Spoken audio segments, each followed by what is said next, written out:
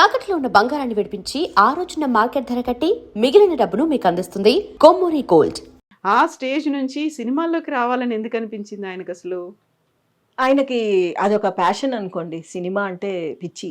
సినిమాలు యాక్ట్ చేయాలి అని చిన్నప్పుడు మరి థియేటర్‌లకి ఏంటి ఒక సినిమా చూడాలంటే సిటీకొచ్చి చూసేవారట మా నాన్నగారు చిన్నప్పుడు ఫ్రెండ్స్‌నేసుకొని. కోదాడ దగ్గర నుంచి హైదరాబాదు లేదా చెన్నై వెళ్ళిపోయి అక్కడ ఈ 10 మంది ఫ్రెండ్స్‌ని తీసుకొని వెళ్ళి అక్కడ సినిమాలు చూసి అక్కడ ఎంజాయ్ చేసి వారం రోజులు ఉండి, అప్పట్లో డబ్బులంటే ఇన్కమ్ ఏం లేదు కదండి, ఇంకా సినిమాల్లో చేరలే. చిన్నపిల్లవాడే మా నాన్నగారు కూడా.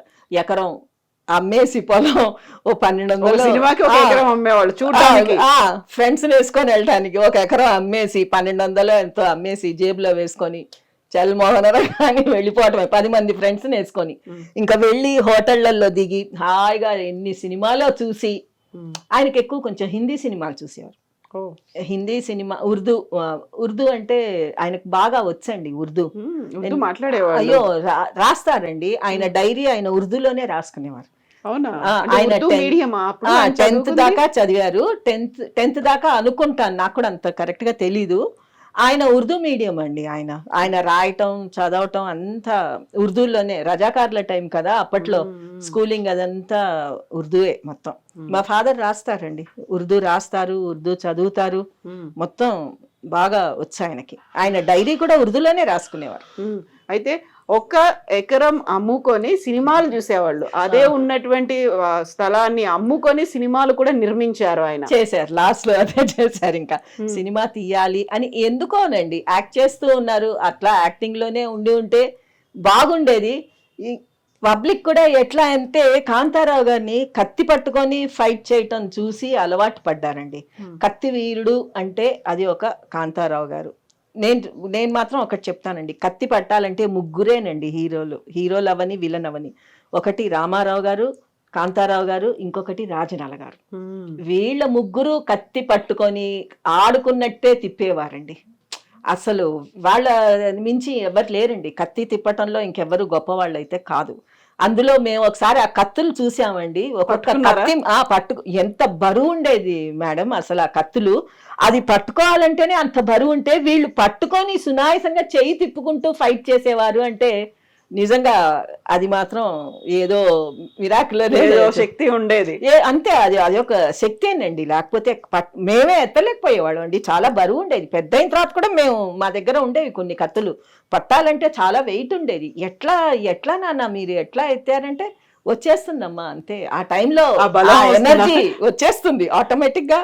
ఆ ఎనర్జీతో పాటు చెయ్యాలి అని ఒక పట్టుదలండి, చెయ్యాలి అంతే. మా నాన్నగారు గుర్రం ఇది కూడా నేర్చుకున్నారండి, గుర్రం సవారీ నేర్చుకున్నారు.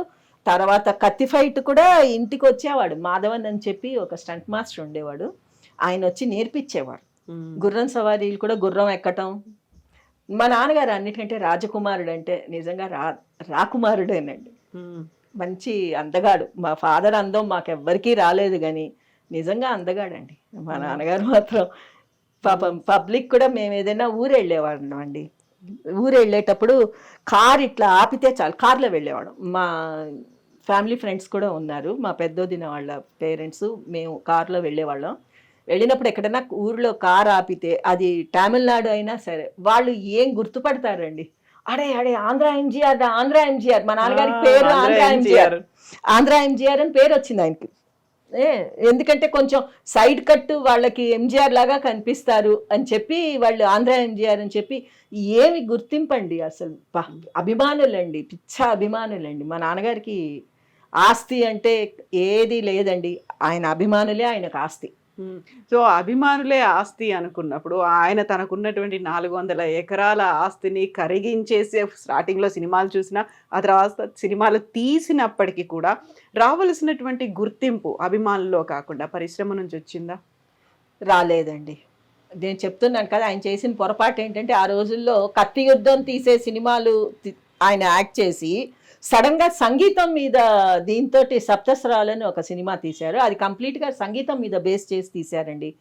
ఈయన కత్తి యుద్ధం చేసే హీరో, గుర్రాలు ఎక్కి ఫైట్ చేసే హీరో సంగీతం మీద పడితే పబ్లిక్ చేయలేదు, చూడలేదు, మిజరబుల్ ఫ్లాప్ అండి అది. ఉమ్. సప్తస్వరాలని తీశాడు. ఆయన టేస్ట్కి తగ్గట్టు ఆయనకు కావాలి అనుకొని తీశాడు సంగీతం మీద, కానీ అది ఆయనకు సెట్ అవ్వలేదు ఆ క్యారెక్టర్. ఆయన తర్వాత రెండో సినిమా తీశారు గండ్రగండడని, అది కత్తి ఫైట్ మొత్తం, రాకుమారి కత్తి ఫైట్ విలను అంతా, అది బాగా పోయిందండి, అది మంచిగా ఆడింది. తర్వాత ఇంకోటి తీశారు ప్రేమజీవులు అని చెప్పి, అది మామూలు సోషల్ మూవీ తీశారు, అది అసలు మొత్తం అడుగు గీకేసింది అనమాట, అడుగు దాకా గీకి పెట్టేసింది ఆ సినిమా.